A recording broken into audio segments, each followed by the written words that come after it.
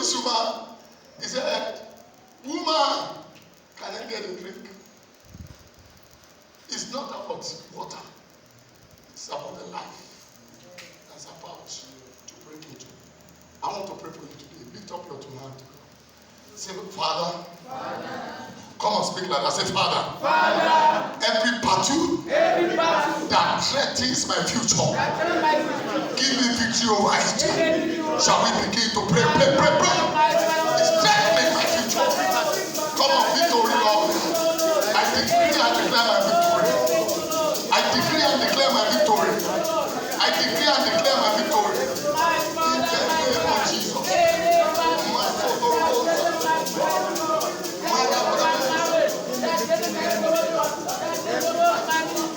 In Jesus' mighty name, we pray. This is the short while. If I want to begin to share testimony, I won't let you go. There was a young lady that came here, and the lady came to tell me first. She said, Pastor, in our family, we don't do number one wife. Every girl that lives in that family, they are always number two. And she said that to me. He said, but thank God I'm born again. I know by grace that is over. And thank God that lady is so transparent. Now she brought her fiancé, the brother. We know we're praying, we're first praying, trusting God for brother together. And suddenly one brother just show off. A federal government worker. And this lady too is working with federal government. I know he's watching this. He's going to watch this on YouTube now. He's going to watch it on YouTube. I'm going to watch it either on our Facebook link. And the brother, you know, the lady works with federal government. And the brother too had just been transferred to Ibadan, a federal government worker. So they met at secretariat. Don't forget we have been praying. And the brother indeed too said he was a Christian. The dressing looked like Christian. The language looked like Christian. The appearance looked like Christian. So both of them came to see me. He told the brother, you want to marry me? No problem. No problem. But you need to see my pastor first. So they came. On getting here, when they came very, and the brother just sat down there.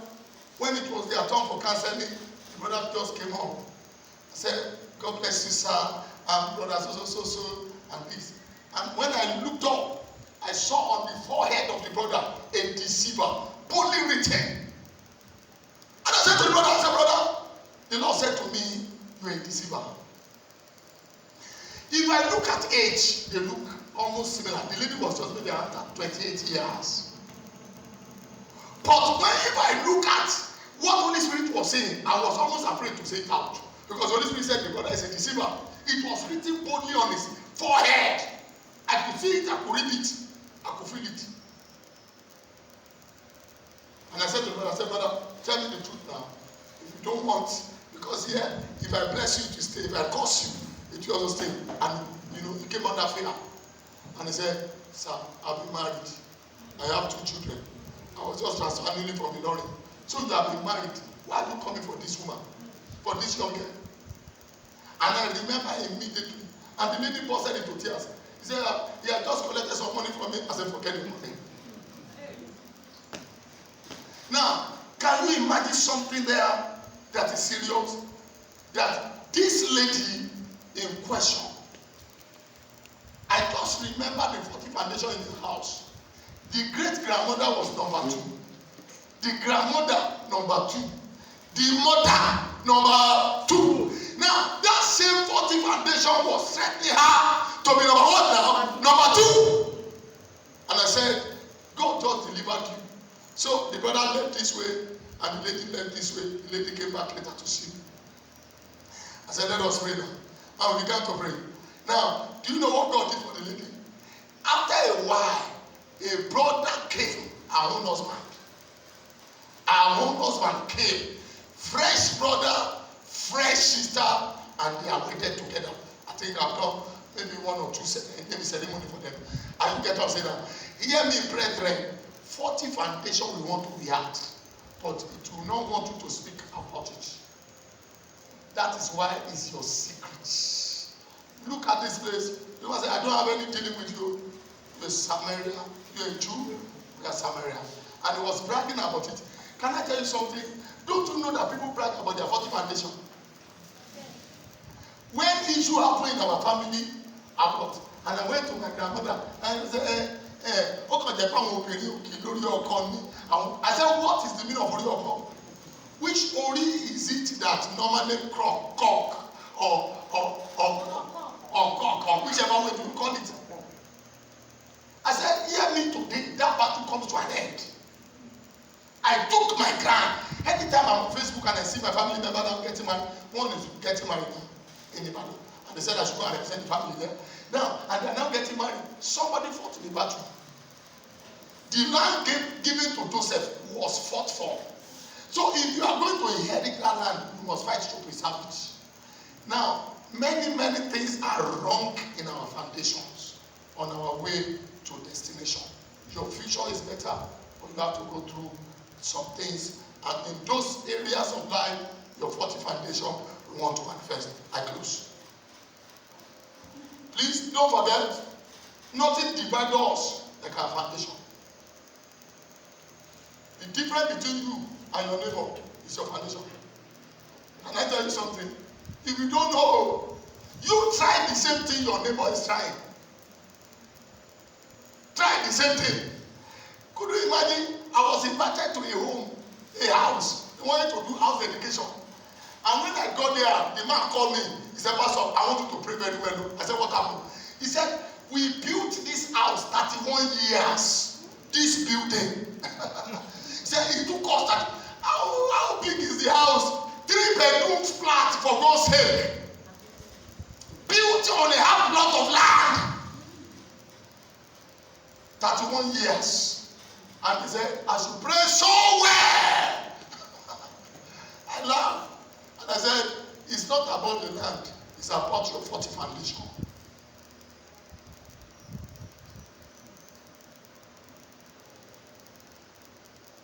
It's about your 40 foundation.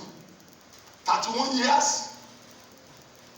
I remember when I was to do my first building, and I went for a council, and the daddy told me, Daddy in the Lord, he said to me, he said, why are you worried? It took me 11 years to build my house. And I came back to God. I said, oh Lord, I convert each year to months. And I built my house in 10 months. Each year, I convert it to months. You don't know what it takes for people to buy a car. You know, there was a brother who was a member of the church. Sometimes I married his sister. And, you know, I was looking at the brother. They got him a job free. Federal government job by the in-law. And the in-law were talking about the 40 foundation, but we didn't count it because the brother was so effective in church. We didn't bother with talk, no problem. So effective in church, but we didn't know there's problem. When the brother wanted to buy a car, when I saw the car, I said, brother, kill it. Or one of you made a question, okay, right? I said, how do we come to dedicate this one? Carry it forth to an emitter. 40 foundation where you need to go through your sub-area. You want to manifest. You manifested there. But thank God for Jesus. Now give us verse 11 and let me close there. Let me close there.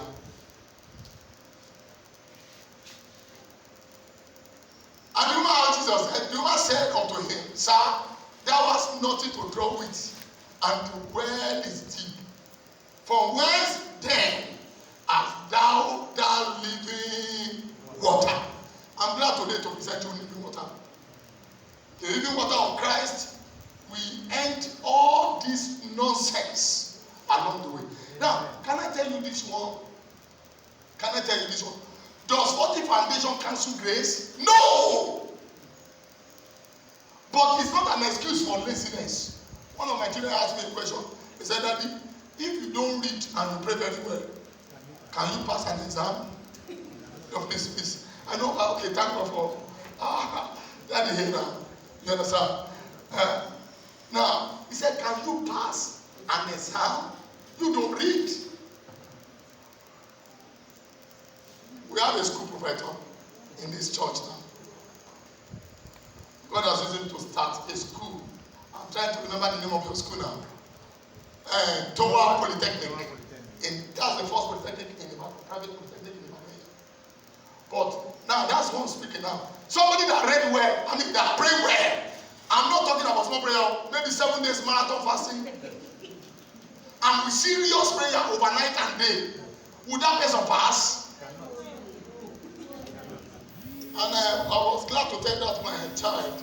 I said, you can't pass. He said, okay, so what can I do? I said, you need to pray and read.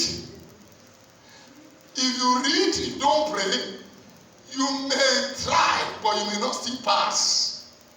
But when you combine prayer and reading together, you do what? You pass. Can we rise up and finish? Grace does not excuse you. It's not an excuse for work. I don't know people that interpreted grace to me something you don't do anything, you just get a hand. No. To be born again, it costs you something, and it costs the giver something. You know what it will cost you? Accepting Jesus as your Lord and personal Savior. If you don't accept Jesus, you can't get it. You can't get it. In fact, it's a no fact.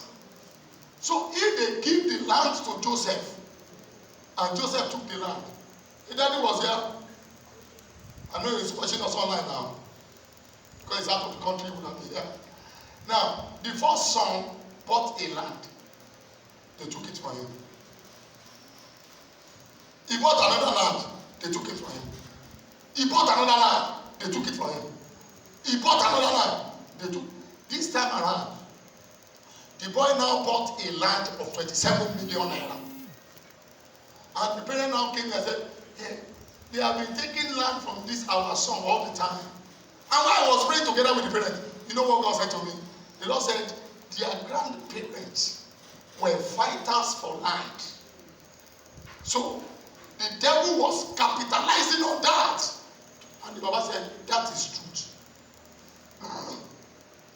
That in their family, they are known as a warrior and they don't take anything than land. So this Baba himself bought land, they took it from him, and they have been living in a rented apartment. The son did well. After fought land, God fought for them. Can I tell you something today? Whatever you are contending with in the way to your Galilee that is standing on your way, today God will give you victory. Amen. You want to do something before I come back again, to lead us in prayer. I want you, if you are here, you perceive or you smell. Permit me to use that English. Something like 40 foundation on the way. What you should have gotten easily. There was a family that came to meet me. You know what the family said to me? They said, nobody in the family dare travel abroad. They said there was a young man that mistakenly traveled abroad in their family. That young man went to London. They said the man didn't make it back. The man just arrived in Nigeria unexpectedly with Papa's cab. He said, that man today now is working as a tout in the garage. He said, it's their 40 foundation. Everybody must remain on the same spot. That is their Samaria. How come you should not be able to travel? What is there? Is it not time? Do they dash money in abroad?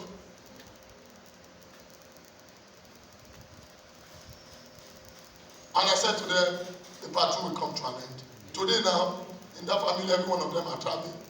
I want to pray with you today. You perceive something or you smell.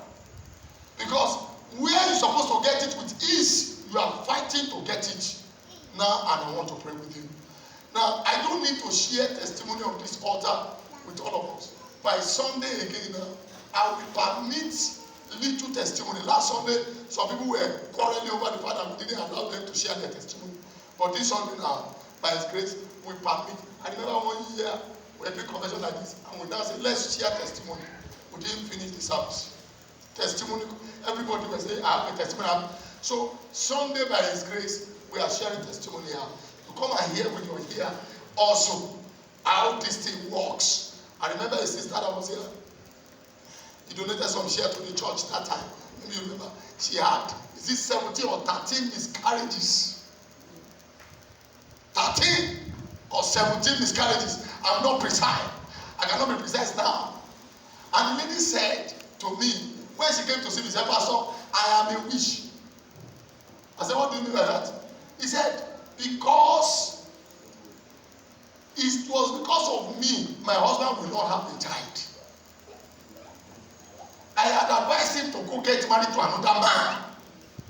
And I said, why do you want to put your home so cheaply like that? And she came, and we prayed. This on this time. Medical has a name for a kind of what do you call it now? Threatening abortion. It says something is someone holding the baby. But after prayer, I'm surprised. The lady carried a baby boy. It's a living testimony. She brought the boy to this church to give the testimony. We are going to pray. Today, everything that looks like Samaria in your life, God will give you victory over it. Amen. A lady met me in Great Britain. Sometimes she was 47 years old. She came here, she came from Dublin. Some of you that were in church. When she came to share her testimony, 47 years old. They, over there they asked her, she didn't have the paper, they asked her to quit. At the same time, no husband. And she said to me, I said, I don't want to come to Nigeria. I said, why? Why can't you come to Nigeria? Who said that everybody in Nigeria is dying? I said, go to Nigeria, it's your country. They want to deport you, please go. And she looked at me. I said, I am a servant of God. I will pray with you, and God will open another door. I said, amen. She was reluctant. And I encouraged her. I said, go back to your road and return to Nigeria. And indeed, she came back to Nigeria. When she got to Nigeria, she couldn't come home and say, if my mommy should see me, my mommy will die. I'm the one sending money for her medication. And she stayed in Abuja. When we were praying together, you know what God did? This lady just secured an employment in Dublin from Nigeria.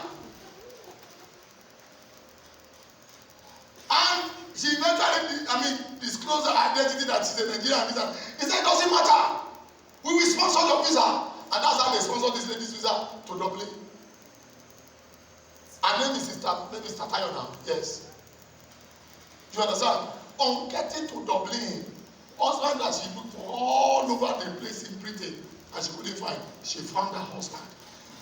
Now, Int'l myself or Pastor Matthew now were both that went to dedicate her first house when she bought a house. I think when she bought a house, went there to dedicate it. And I know it's possible to she's listening to me online. She found her husband and she carried her baby. She was 47 years old and she came with the baby here with her mother to give testimony in this church. I don't need to tell you about this. You are going to come forward to the altar. If you smell something like 40 foundation in your family and you want to see the head of it, can you find your way to the front? I want to lead you one prayer point. You place your request again. Don't forget, as soon as you return back to your seat, write your request at the back of your Bible. By this time next year, you are going to return here with testimony in your hand. Testimony in your hand. Lord, make a way where there seems to be no way. He walks away. We cannot see. He will make a way for me. He will be my God. Holy Ghost into his side. With all the strife, for he's still there. He will make a way. He will make